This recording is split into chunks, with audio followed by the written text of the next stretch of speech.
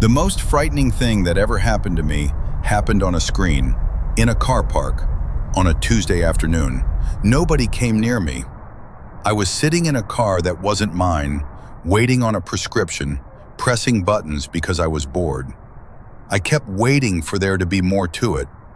There never was. It's a list.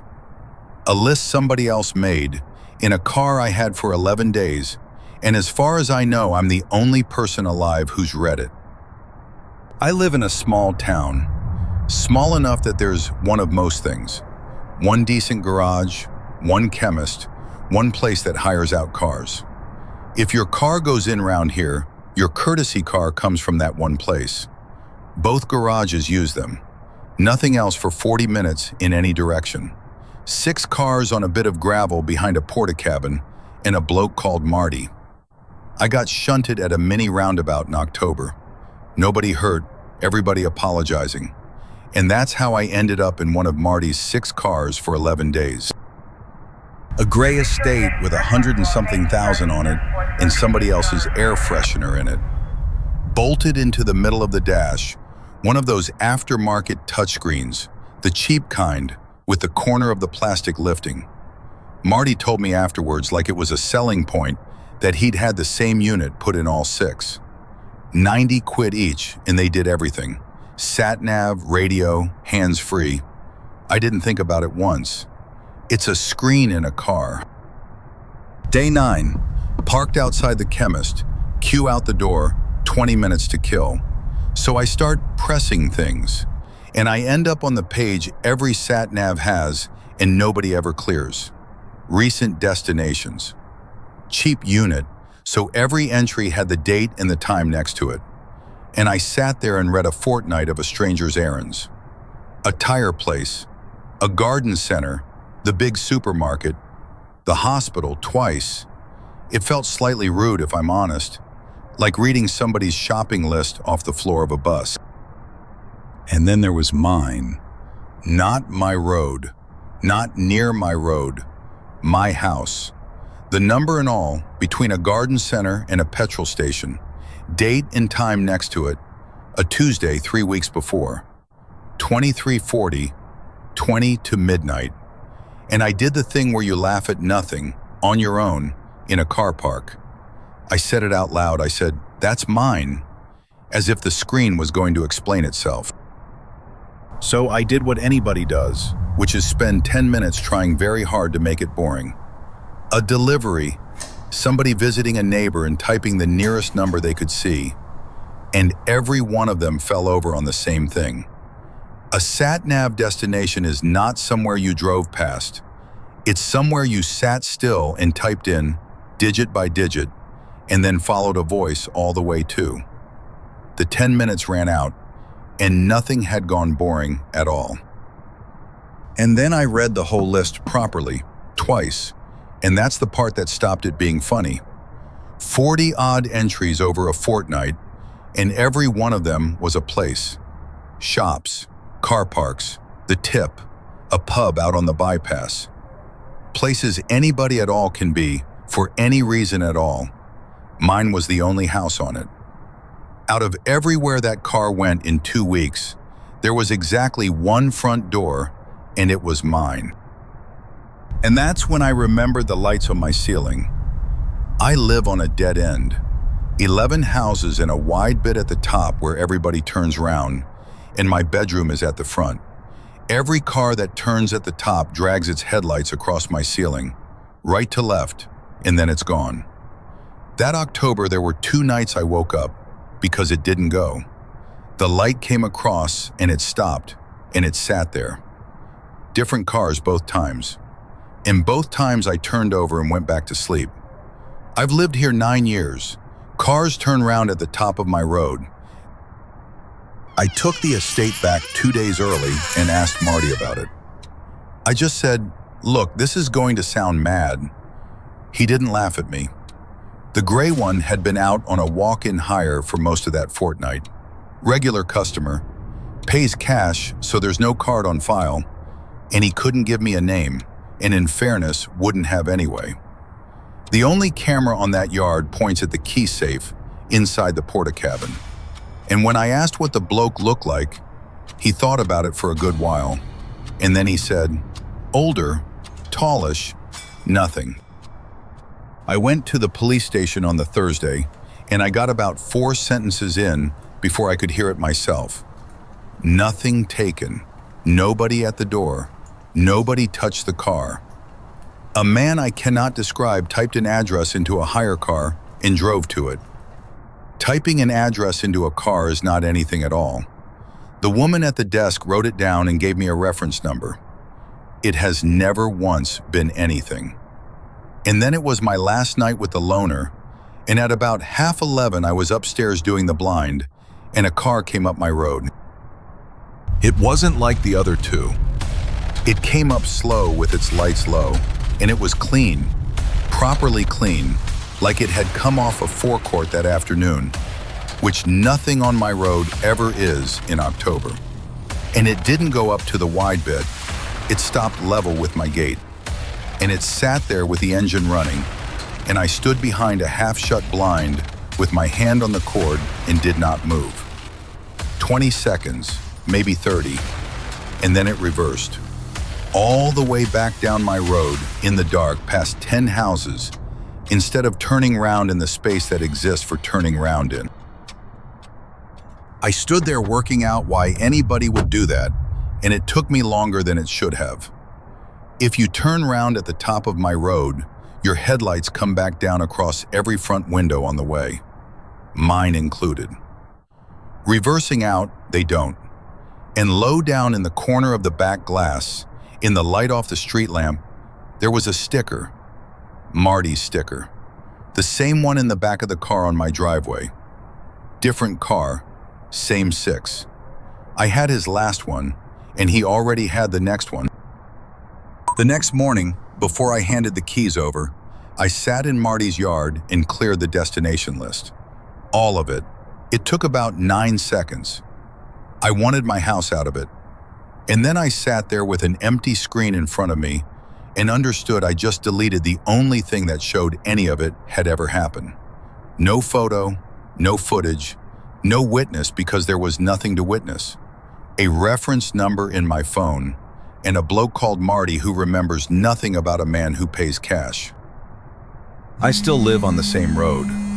I put a blackout blind in that front bedroom, and I genuinely miss the lights, which is a stupid thing to miss. I used to be quietly pleased that I knew every car on my street, who drove what, which one had the wing mirror taped on. I couldn't tell you now, and I don't want to. What I've got instead is the phone numbers of 4 neighbors I'd only ever nodded at. When something comes up our road late, I don't stand at a window working it out on my own. I text Marguerite at number 6. You awake? Car outside. And 9 times out of 10 she says, yeah, that's my brother-in-law, go to bed. It's not much of an ending that, but there are 2 of us at the window now, instead of one of me being clever about number plates.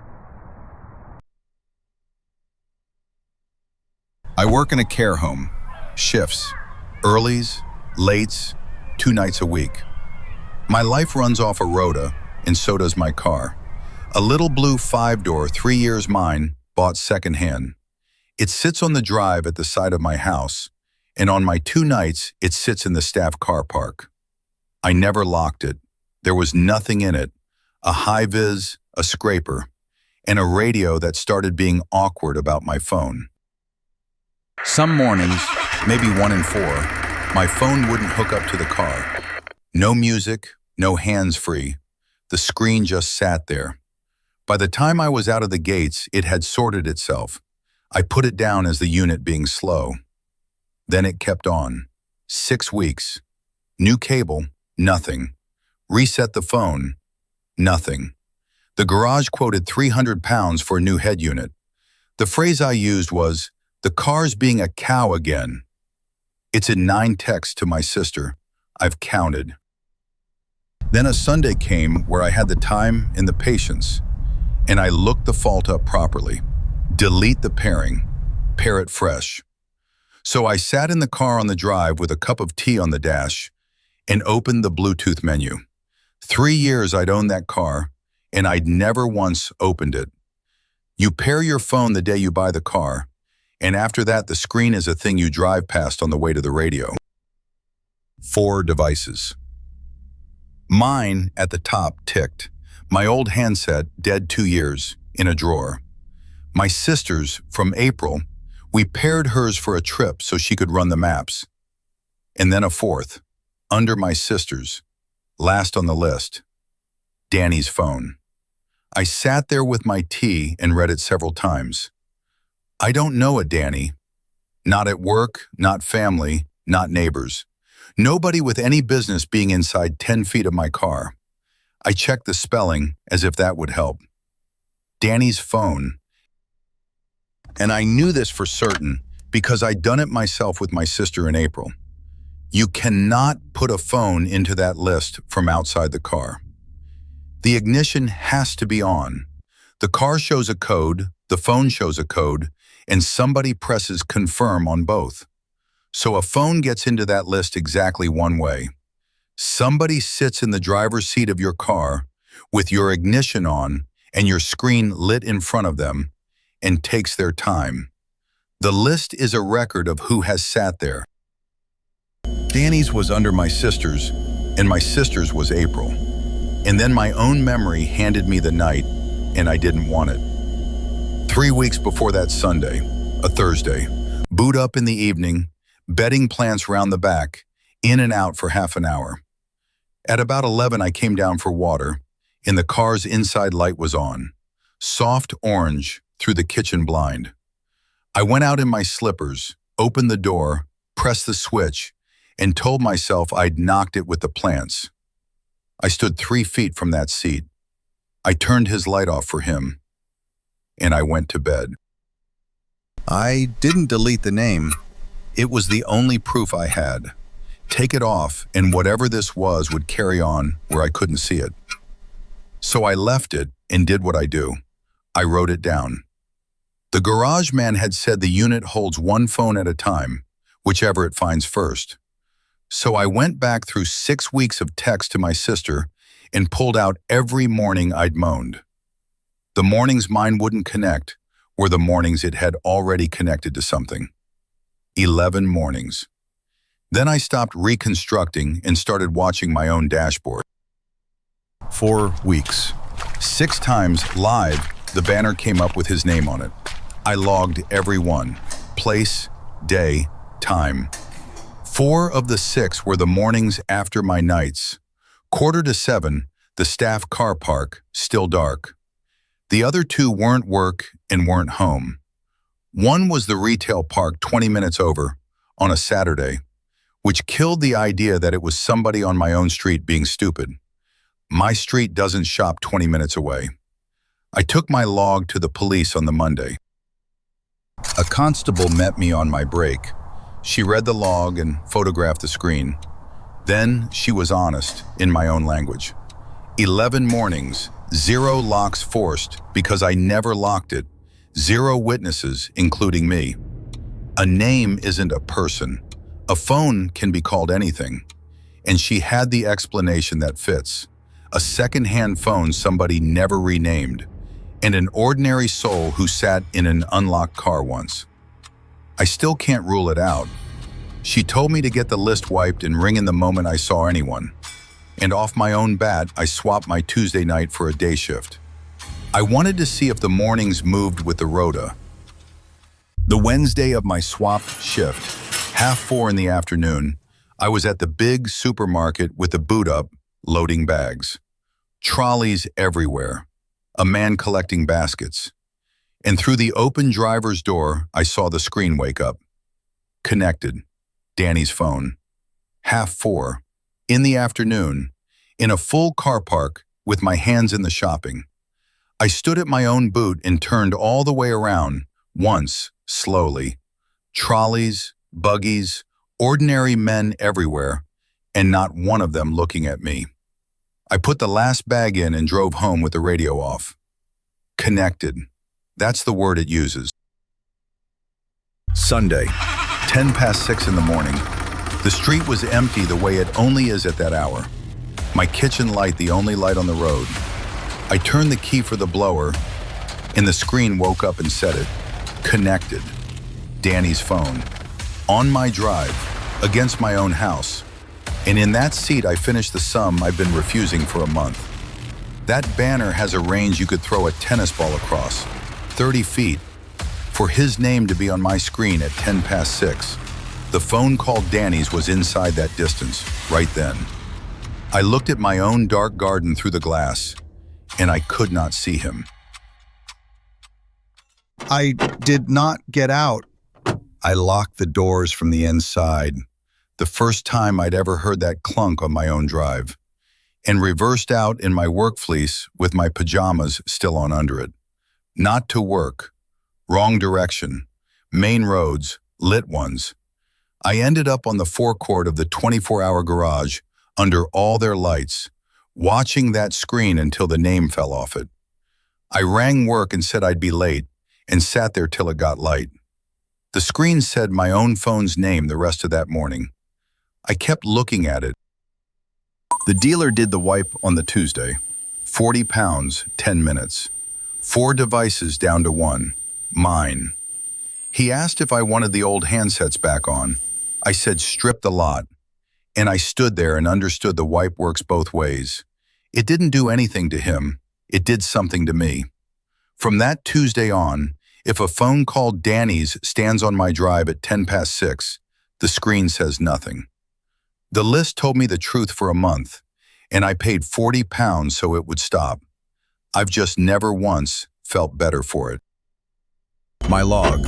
The constable's photographs. A name that isn't a name. Nobody was ever seen. Nothing was ever taken. Maybe it really was a second-hand phone and a bored stranger. I've put that version to bed more times than I can count. It doesn't stay down. So I do the small things. The car gets locked now, and the fob lives by the kettle.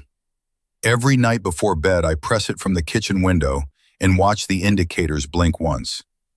My sister says the blink is the saddest thing she's ever heard. It isn't sad. It's 10 seconds, and then I sleep. And when I turn a key now, any car, anywhere, I read the screen. Every time. The whole little parade. The station, the temperature, the name of the phone it found. Because the only reason I ever knew he was there is a list I hadn't opened in 3 years. Keeping a record nobody asked it to keep. The car never lied to me once. I just wasn't reading it. I'm reading it now. 6 weeks it took me to look at my own dashboard. That's the trade, and most mornings it's a decent one. The screen says my name, and only mine, and I put my belt on, and I go to work. I'm going to tell this in the order it happened, because the order is the point of it. I'm in my 40s. I do the books for a builder's merchant. I live alone in the house I grew up in, and I drive a gray estate I bought 6 years ago, serviced every spring. I'm that sort of person. So when the battery started dying, I didn't shrug, I noticed. It died 3 times in 1 year, on a car that had never once done it in 5. Once in the winter, once in high summer, both put down to a light left on, and the 3rd time on my own drive in December on a new battery. The garage blamed the boot light, then the radio. After the 3rd, calm, he's had my car 6 years, said the word for it. A drain test. Leave it with me overnight, he said. Something in this car is awake when it shouldn't be. His words. A funny way for a mechanic to talk. He rang me the next day at 4:10, and column doesn't ring. Column texts you a price, and you say, yes. And what he said, close to word for word. I've found where it's going. I haven't touched it. I'd rather you saw it where it sits before I do anything. I asked if it was expensive. There was a silence with something in it, and he said, no. And I put my coat on and walked over before I'd properly decided to. The car was up on the ramp with the trim off under the dash. Colum put the torch on it and stood back. A black box about the size of a bar of soap with a stubby aerial. strapped flat against the wiring loom in a place you would never put your hand. 2 wires ran off it into the fuse board. Permanent live, his words. It fed whether the car was running or not. And across the tape that held it was a clean line of dust. He ran the torch along that line, slowly. "That's a winter and a summer," he said. "Minimum." There was a slot in the side, and he eased the tray out with a fingernail. A SIM card. Like a phone. A phone with no screen and no speaker, wired into my car, feeding off my battery, built to do exactly one thing, which neither of us said out loud. Colm put the tray back and took his gloves off. "We're not touching another thing," he said. "This is a police matter." So the car stayed on his ramp, and I walked home in the dark with the service folder I'd brought because I'd assumed the problem was mine to pay for. The police took the device the next morning and the car for 2 days. A detective rang me on the second day, mid-50s by his voice. And this is close to word for word. "We've been through the unit's history. There are things on it I'd rather show you across a table than tell you down a phone. Can you come in tomorrow? Bring somebody with you if you'd like." I didn't bring anybody. The honest answer is that I didn't yet believe it was about me. I thought I was going in to help. A small room with a round table and a plastic plant. I remember the plant because I spent half that hour looking at it. The detective had a laptop open, facing himself, and didn't turn it round. First the questions, and I watched him tick off the exits. Did I lend the car out? No. Does anyone else drive it? No. Any trouble with anyone? Work, money, neighbors, a man, an ex? No, no, and no. There is no ex. There is no feud. He nodded, wrote one line, and said, "All right," and turned the laptop around. It was a map of my town, and there was a shape drawn on the map, and the shape was me. Thick lines where I drive every day, the merchants, my road, the supermarket. Thinner lines out to my mother's, every second Sunday, regular as rails. The pool on Thursdays. A web with my house sitting in the middle of it. And it was dated, 11 months of it. The little dead end where I turned round by somebody's farm gate is on there. I had forgotten it. The map hadn't. I read a year of myself off a stranger's screen, and the detective said nothing at all. Then he scrolled past the map to the settings page of the account the device reported to, and there were 2 circles drawn on my town. Somebody had drawn them and typed the names in. The circle around my house was called home. The circle around the merchants was called work. And under each one there was a switch, and both switches were on. And the line beside them said, "Alert when the vehicle leaves this area." The detective gave me a moment and then said it quietly once. "He wasn't following you." His phone told him every time you left. He never had to be anywhere near you to know the minute you'd gone. My questions came out in the wrong order, and he answered every one exactly. Who is he? They don't know. The SIM was pay-as-you-go, topped up with cash. The account was an email address created a week before the first day of recording and used for nothing else since. The device is a thing anyone can buy. He showed me the same model on his own phone. 4 minutes. No fingerprints that survived a year in an engine bay. And no, they couldn't tell me why. A year of where I was, and not one word about what I was to him. The last thing he showed me was the first day. The oldest entry, 11 months back, a Tuesday in February. The multi-story by the dental surgery. I have used that car park once in my life. 25 minutes, level 2, for a checkup. That is the day my car and that box met. The barrier camera keeps its footage for 30 days, and this was 11 months old. The detective wrote that down too, and for the first time all afternoon, he looked tired. February came back 2 days later at the red light by the library in the rain. The first time my battery ever died. The unlit corner behind the retail units, 10 to 9, me beside a dead car. And a man crossed that whole dark car park towards me with jump leads already out of the bag. Already out of the bag. I hadn't waved. I hadn't opened the bonnet. He was cheerful and kind. He wouldn't take the 10 pounds I tried to give him. And he said, "Happens to everybody." I never saw which car he walked back to. I told that story for a year as the reason I still think the best of people. The light went green, somebody leaned on their horn, and I could not make my foot move.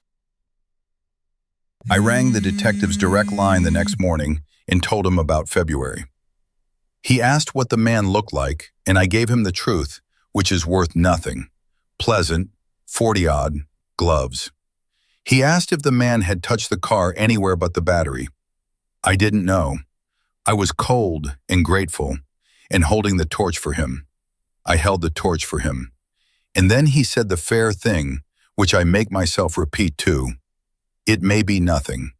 Kind men with jump leads exist. It isn't evidence and never will be. Both of those live in my head side by side. Neither has ever won. The device is in an evidence bag in a building whose phone number I know by heart. The account it fed went quiet the day Calm found the box. And nobody can tell me why. Nobody has been named. Nobody ever will be, unless he does it again to somebody who finds it faster than I did. The detective has rung me twice since, unprompted, to say there's nothing new. But whoever drew those two circles already knows where they are. The case stays open. Open, he tells me, is a real word in his building. I choose to believe him. Living with it turned out to be a list of small, practical things. Comb checks under the dash at every service now.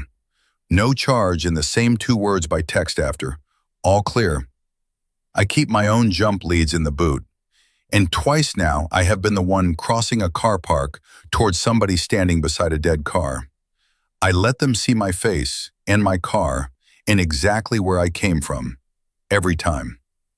I looked at that web on the screen for half an hour and decided the shape of my life was not the thing that needed changing.